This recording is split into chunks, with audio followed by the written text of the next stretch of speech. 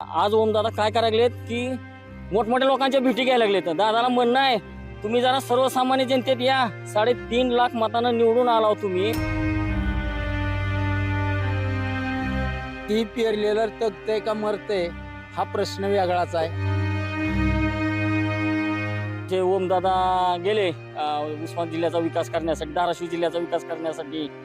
पुन्हा राणादादा आहेत भाजपमध्ये, मोठा विश्वव्यापी पक्ष आहेत त्यांचा.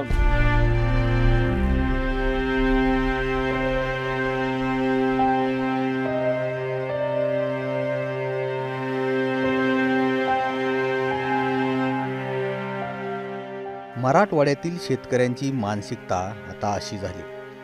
आपल्या लोकप्रतिनिधींना आता ते थेट भिडतायत. याची कारणंही तशीच आहेत. तिहेरी संकटानं शेतकरी पुरता खचलाय. उशिरा आणि पुरेसा न झालेला पाऊस, बोगस बियाण्यांच्या तक्रारी आणि त्यातही कसंबसं पीक आलं तर गोगलगाई आणि आळ्यांचा प्रादुर्भाव. म्हणजे शेतकऱ्यांना कसंच जगायचं नाही अशी व्यवस्थाच जणू निर्माण झाली. शेतकऱ्यांसमोर आसमानी आणि सुलतानी संकट उभं आहे. अक्षरशः उभं वारं सुटले. 8-10 दिवसात जर नाही पाऊस पडला तर तुम्हाला फिरणं मुश्किल करेल. आमचं म्हणणं आहे तुम्ही हिंडा, सगळ्यांच्या गाठी भेटी घ्या, मान्यवर लोक आहेत त्या आहेत. पण शेतकरी ज्यांनी तुम्हाला सहकार्य केलं त्यांचं तुम्ही कुठेतरी एक मीडिया ट्रायल करायचं म्हणून कुठल्या तरी मोठ्या लोकांच्या भेटी घेता, ही करता. मागच्या वर्षी याच कालावधीत मराठवाड्यात 144.30 मिलीमीटर पाऊस झाला होता. यंदा मात्र केवळ 68 मिलीमीटर पाऊस झालाय आणि तो मागच्या वर्षाच्या अवघ्या 47%. आता मराठवाड्यातील लाखो शेतकऱ्यांच्या नजरा पुन्हा आकाशाकडे लागल्यात. पुढील काही दिवसात चांगला आणि सलग पाऊस झाला तरच खरीप हंगामाला जीवदान मिळू शकते. अन्यथा दुबार पेरणी, वाढतं कर्ज आणि आर्थिक संकटाचं दुष्टचक्र आणखी गडद होण्याची चिन्ह निर्माण झाले. शेतकऱ्यांचा आत्मविश्वास पार गाळपटलाय आणि आक्रोश आता थेट लोकप्रतिनिधींच्या विरोधात व्यक्त होताना दिसतोय. याच शेतकऱ्यांच्या भावना बांधावरून जाणून घेण्याचा प्रयत्न आम्ही केलाय. मराठवाड्यातील शेतकरी आज तिहेरी संकटाने ग्रस्त आहे. अल निनोच्या प्रभावामुळे उशिरा झालेला पाऊस, अपुरी पर्जन्यवृष्टी, आळ्यांचा प्रादुर्भाव व पावसाने दिलेली उघडीप, या सर्व संकटाचा शेतकरी सामना करत आहे. आपण आज यांच्या व्यथा जाणून घेण्यासाठी शेतकऱ्याच्या बांधावर आलो. पाहू शकता आपण, हे सोयाबीन आहे. ह्यात आळींच्या प्रादुर्भावाने पूर्ण पानं खाल्ली गेलेली आहेत आळ्याने. ह्यात काय पाहू शकताय, आळ्यांच्या प्रादुर्भावाने पीक पूर्णपणे उद्ध्वस्त होत आहे. हे जर पाहिलं तर पूर्ण पानं जे आहेत त्या ह्या आळ्यांनी या प्रादुर्भावाने नष्ट होताना दिसून येत आहेत. शासनाची अधिकृत आकडेवारी जर पाहिली आपण तर साधारणतः मराठवाड्यामध्ये 49,79,000 हेक्टर क्षेत्र हे पेरणी योग्य आहे. त्यातील फक्त 29,53,000 हेक्टर क्षेत्र आज पण पेरणी झालेली आहे. म्हणजे तब्बल 20,19,000 हेक्टर क्षेत्र आणखीही पेरणी विना प्रलंबित आहे किंवा पेरणीची आशा ठेवून आहे. याचं कारण मुख्यत्वे पाऊस. त्याच्यामध्ये मागच्या आजचा दिवसाचा विचार केला आपण तर 143 मिलीमीटर पाऊस आज झाला होता, परंतु आज फक्त 68 मिलीमीटर पाऊस झालाय. म्हणजे फक्त इतक्या कमी पावसामध्ये लोकांनी पेरणी केली नाही तर 68 मिलीमीटर पाऊस झालेला आहे. त्यामुळे लोकांच्या पेरणी अजूनही प्रलंबित आहेत. ज्या लोकांनी हिम्मत करून पेरणी केली त्यांना बोगस बियाणे, आळ्या याच्या प्रादुर्भावाने ते संकटात आहेत. शेतकऱ्यांच्या भावना काय या जाणून घेण्यासाठी आपण आज शेतकऱ्यांच्या बांधावर पोहोचलेलो आहेत. पेरणी केली आहे, पावसात खंड पडलाय, काय भावना आपली? कसं आहे, आता शेतकऱ्याला तर शेती केल्याशिवाय पर्याय नाही. जे असेल त्या संकटाला सामोरं जाणं हे शेतकऱ्याला क्रमप्राप्तच आहे. आता अपुरा पाऊस झाला. आपल्या भारतीय हवामान खात्याने वेळोवेळेला वेगवेगळे अनुमान, त्यांचं सुद्धा अनुमान योग्य रीतीनं बाहेर पडलं नाही. त्याच्यामुळे शेतकऱ्याला अपुऱ्या पावसात का होईना पण पेरणी करावी लागली. आणि आता त्या अपुऱ्या पावसामुळं आणि हे आता पाऊस उघडल्यामुळं ह्या पेरलेल्या पिकावरही आळ्यांचा प्रादुर्भाव जास्त झाला. एक तर खताचे भाव आकाशाला भिडवून ठेवले शासनानं. 1300 रुपयाचा खत 2200 आणि 2300 रुपयाला मिळाला. म्हणजे खर्चामध्ये वाढ ज्या पटीनं झाली आहे, जितक्या वेगानं झाली, त्या पटीत शेतकऱ्यांना काय त्याच्यातून प्राप्त होते? खर्च करणे, ऋण बाजारी होणे, बँकाचे कर्ज करणे, शासन नुसतंच 1 वर्ष झालं गेल्या या आमदारकीच्या इलेक्शन पासून शासन म्हणते शेतकऱ्याचा 7-12 कोरा करू. अहो कशाचा कोरा आणि कशाचं काय, ह्यांचे 150-150 कोटीचे पॅकेज एकमेकाला देऊन फोडाफोडीचं राजकारण चालू आहे. ह्या राजकारण्यांचं शेतकऱ्याकडे अजिबात लक्ष नाही आणि शेतकरी येड्या आशेवर जगतोय. नाही त्यावेळेला कर्ज काढून त्याला शेती केल्याशिवाय पर्याय राहत नाही आणि निसर्ग असा कोपलेल्या अवस्थेत. त्याच्यामुळं शेतकऱ्यांना काय करावं? आज पावसाकडे डोळे लावून बसलेला शेतकरी आहे. पाऊस पडत नाही, जे पेरले ते वाटोळं होतंय. आणखीन 50% एरिया आमच्या क्षेत्रामधला पेरायचा शिल्लक आहे. पाऊस पडला तर त्याची पेरणी होईल. तोपर्यंत ही पेरलेलं तगतंय का मरतंय हा प्रश्न वेगळाच आहे. आता उशिरा जर पेरणी केली तर ते तग धरणार आहे का? नाही उगवूनच येत नाही. ते मातीचा धपला वर ढकलण्याचा त्या झाडामध्ये ताकदच राहत नाही, कारण अपुरी ओला आहे ना. त्याच्यामुळं ते झाड उबदार येतच नाही. आणि आलं तर ते खुरटलेल्या अवस्थेमध्ये येते. त्याला फलधारणा पुढे त्याची वाढ योग्य प्रकारे होतच नाही. त्याच्यामुळं पेरणी खोळंबलेली आहे. काही लोकांनी दुबार पेरणी केली, तुम्ही स्वतः दुबार पेरणी केली असं मला हो, वाटतं. मी स्वतः 5 एकरची दुबार पेरणी केली. बियाणं निकृष्ट दर्जाचं आहे. आज 3700-3800 रुपयाला 25 किलो सोयाबीनची बॅग शेतकऱ्यांना विकत घ्यावी लागते. घरचं बियाणं ज्यांना शक्य आहे, ज्यांनी ठेवलेलं आहे, त्यालाही उगवण शक्ती कमी प्रमाणात पावसाअभावी मिळाली आणि विकत घेतलेल्या बियाण्याच्या तर अशा म्हणजे निकृष्ट दर्जाचं मिळालं, ते तर उगवलंच नाही. माझं स्वतःच 5 एकर मी किती खर्च झाला तुमचा? पेरायला डबल खर्च किती झाला, काय झाला? बियाण्याचा आज विचार केला तर 3000ची जरी बॅग धरली तरी एकरी एक बॅग आणि परत खात म्हणजे डबलच खर्च झाला तो. पुन्हा ट्रॅक्टरवर पेरलं तर ट्रॅक्टरचा चार्जेस आला त्याच्यामध्ये. आज ट्रॅक्टर 1500 रुपये एकरी पेरायला घ्यायला लागलं, कारण डिझेलचे भाव वाढले. डिझेल त्यांना मिळाला, त्या ट्रॅक्टरवाल्याचा तरी काय दोष आहे? आणि ह्या सगळ्या गोष्टीचा विचार केला तर एकरी खर्च दुप्पट व्हायला लागला आज.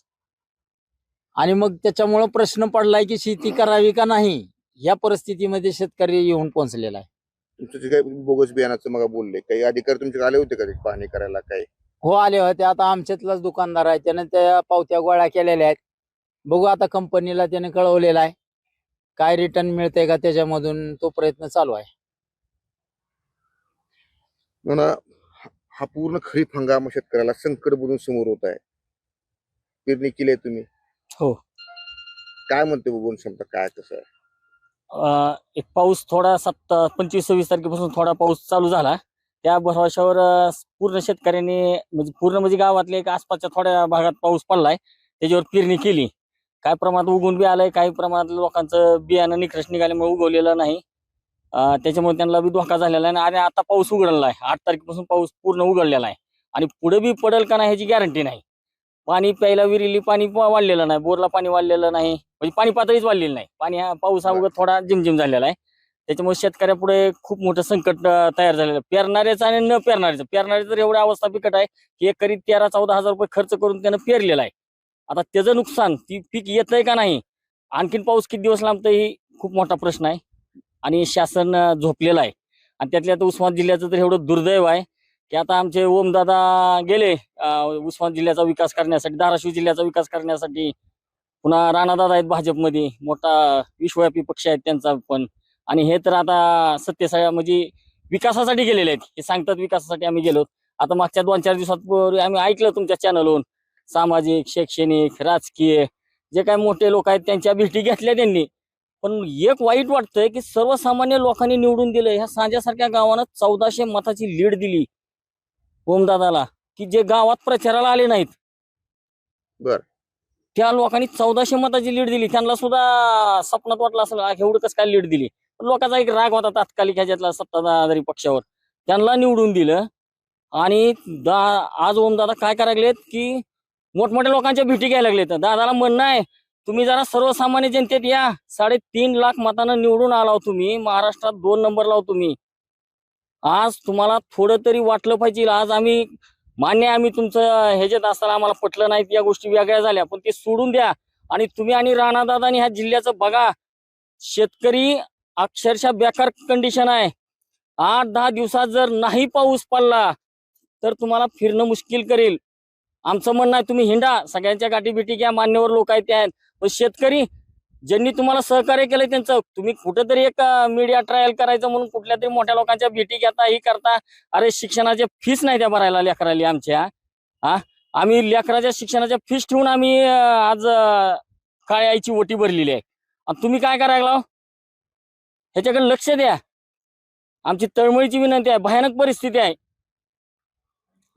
हे हंगाम जर वाया गेला पुढे जगायचं कसं आहे? नाही शेतकरी बरबाद.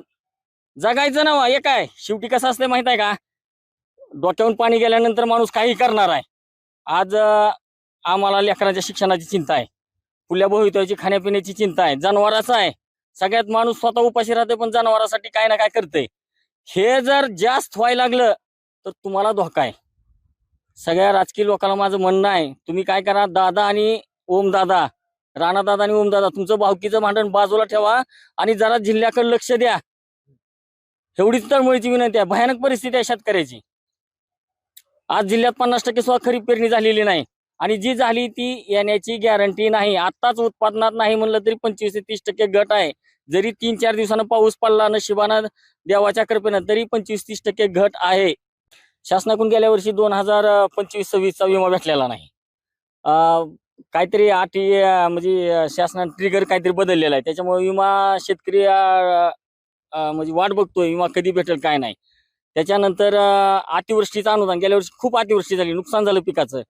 त्याचंही काही लोकांना भेटलेलं आहे आणि काही लोकांना तसंच राहिलेलं आहे. विमा भेटलेलंच नाही. मोप 37,000 कोटीची त्यांनी घोषणा केली पण प्रत्यक्षात शेतकऱ्याच्या पदरात काही पडलेलं नाही. त्याच्यानंतर आता जी झालेली अवस्था आहे, आता शेतकऱ्याची जर अवस्था इतकी भीषण आहे की ताबडतोब गेल्या वर्षीचा विमा त्यांनी लवकरात लवकर वाटप करावं. काय अडचणी असेल, काय त्रुटी असेल त्या त्रुटी दूर करून ताबडतोब शेतकऱ्याच्या खात्यावर वर्ग करण्यात यावी.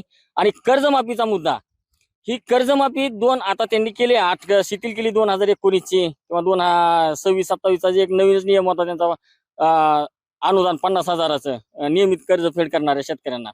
त्यांनी काही गोष्टी चांगल्या केल्या, त्यात चांगल्याला चांगलं म्हणलं पाहिजे. पण एक म्हणणं आहे की सरसकट कर्जमाफी 7-12 कोरा करता म्हणला होता ना तुम्ही, 7-12 एकदा कोरा करून टाका शेतकऱ्याचा.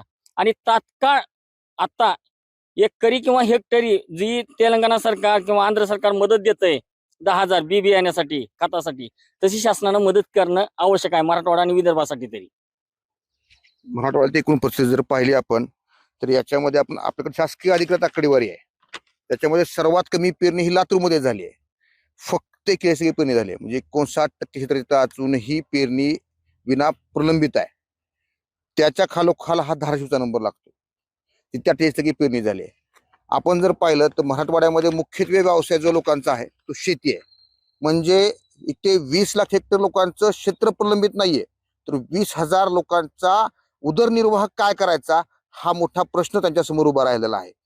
येत्या काळात शासनाने बरी मदत करावी, बोगस बियाणांच्या तक्रारीवर योग्य ती कारवाई करावी व शेतकऱ्यांना एकच अपेक्षा आहे, पाऊस पडू दे, पिकं वाचू दे व शेत हिरवगार होऊ दे. गणेश जाधव, मुंबई तक, धाराशिव.